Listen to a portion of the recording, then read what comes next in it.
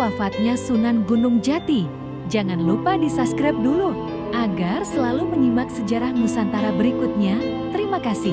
Assalamualaikum warahmatullahi wabarakatuh. Riwayat mengenai wafatnya Sunan Gunung Jati tercatat dalam beberapa naskah. Menurut History Jave, bahwa Sunan Gunung Jati wafat pada tahun 1428 Saka atau bertepatan dengan tahun 1509 Masehi. Catatan mengenai tahun kewafatan Sunan Gunung Jati dalam History of Java tersebut jelas tidak dapat diterima, sebab dalam catatan yang lainnya, sebagaimana yang tercatat dalam naskah Carita Parahyangan, bahwa pada tahun 1530, Sunan Gunung Jati menandatangani perjanjian damai dengan Prabu Surawisesa, yang kala itu menjabat sebagai raja di kerajaan Pajajaran. Perjanjian damai antara Pajajaran dan Cirebon ditandatangani kedua belah pihak setelah sebelumnya, yaitu dari tahun 1527 sampai 1530. Antara Pajajaran dan Cirebon terlibat peperangan merebutkan kekuasaan di wilayah timur dan pesisir utara kerajaan Pajajaran.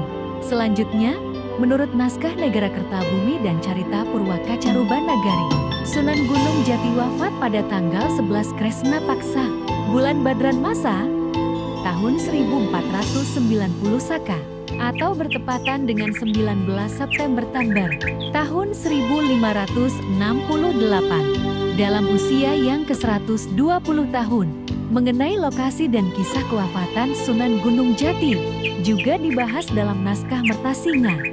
Menurut naskah ini, bahwa sebelum kewafatannya, Sunan Gunung Jati banyak menghabiskan waktu di Gunung Sembung. Di tempat itu, Sunan Gunung Jati lebih banyak bertafakur dan beribadah. Masih menurut naskah Mertasinga, bahwa sebelum wafat, Sunan Gunung Jati sempat mengirim sepucuk surat kepada anaknya yang menjadi Sultan Banten Maulana Hasanuddin, di mana salah satu isi dari surat tersebut memerintahkan agar Maulana Hasanuddin memerintahkan anaknya, yang juga cucu Sunan Gunung Jati, yaitu Maulana Yusuf, agar segera melaksanakan ibadah haji.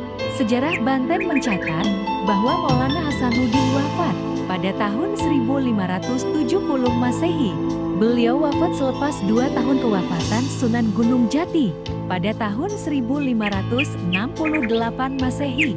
Naskah Mertasinga juga mencatat, jika Sunan Gunung Jati wafat, berada di atas pembaringan yang sangat sederhana.